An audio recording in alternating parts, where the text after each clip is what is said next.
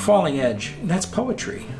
It's a marker, it's a map, so to speak, of a territory that is just now coming into existence in ways that suggest the increasing awareness of one's own vulnerability in the world.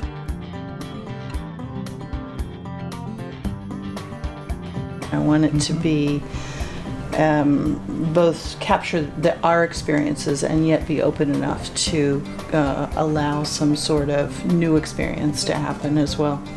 You know, there's a 20th century history of works in which translucency suggests that forever beyond of reading, the page you haven't seen yet but which we'll encounter. And this is more translucent than any vellum I've encountered. So you read more deeply into it. And that means your design decisions about where to situate images and words really show up here. As the light's coming through too, then you get the second reflection and you're sort of reading the shadowing, which I think is going on with That's that. why I pulled it back off the wall. Yeah. Because the Good idea. The shadow of the type Right. is evocative of this other shadow, the existential shadow that language casts on whatever its subject might be. I really like the fact that you can read across, through, and then as the portions are removed, you get a different reading.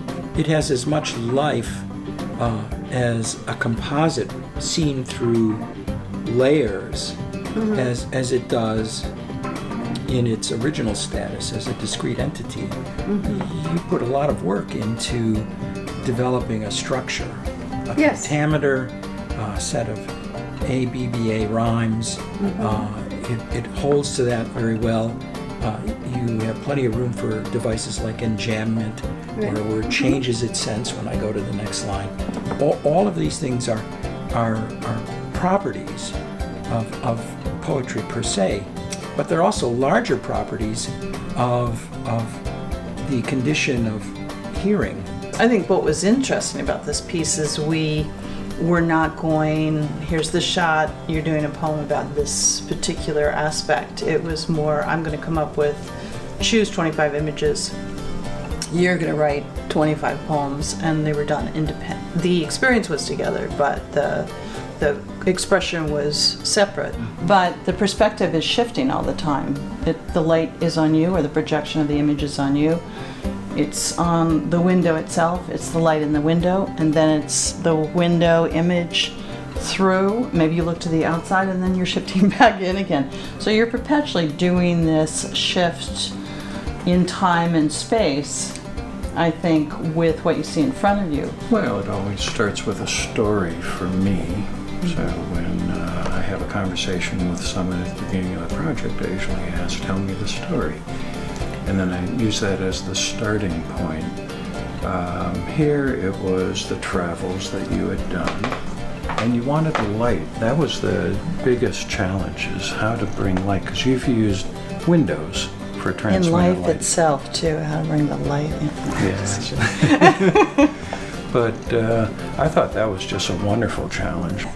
I think that you never, I always feel like it's never quite done, it's never quite settled either. So that physical interaction, like I'm forcing you to, well, not I'm forcing you, but this piece is forcing you to not be still.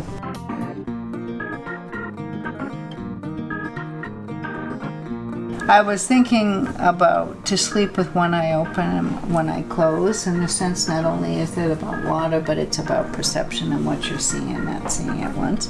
Do I need to read the words with this, structural definition of the visuals? So are they working together? Is it all separate? And then I look to the left side page and you're thinking, well, now it's falling out of the image itself. So, what does that do?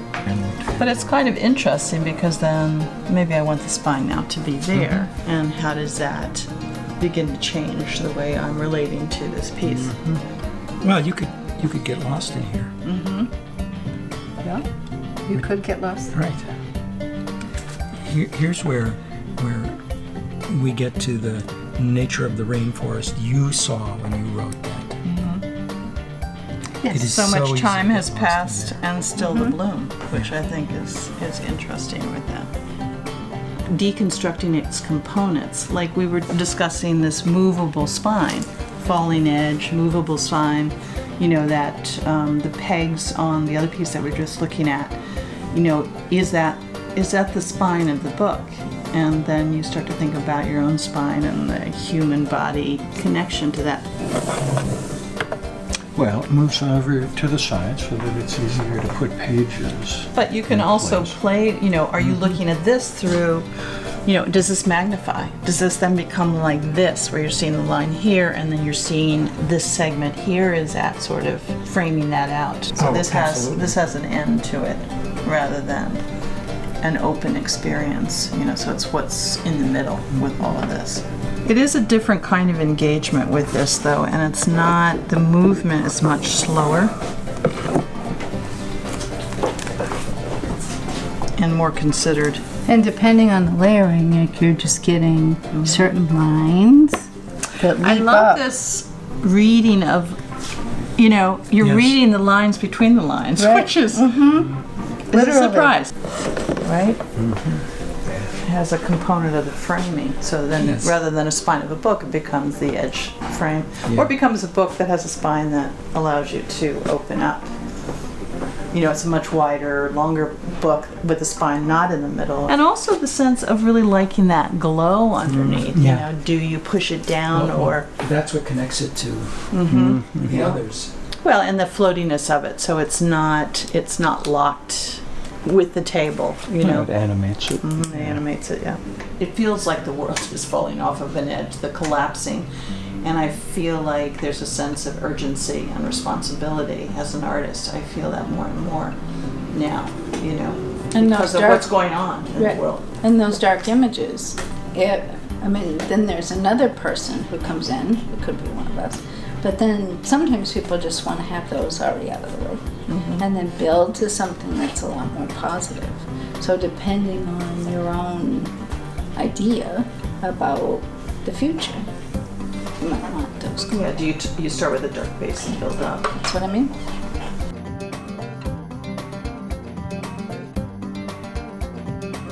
I mean, you're really noticing, I think, in this particular piece, what's happening on the ground. You know, what's happening right beneath your feet. Potentially, you could be on the falling edge, or you could be on a moving edge, or something that's not allowing the stability to happen. So the House of Cards idea, the fact that at any moment this could just collapse.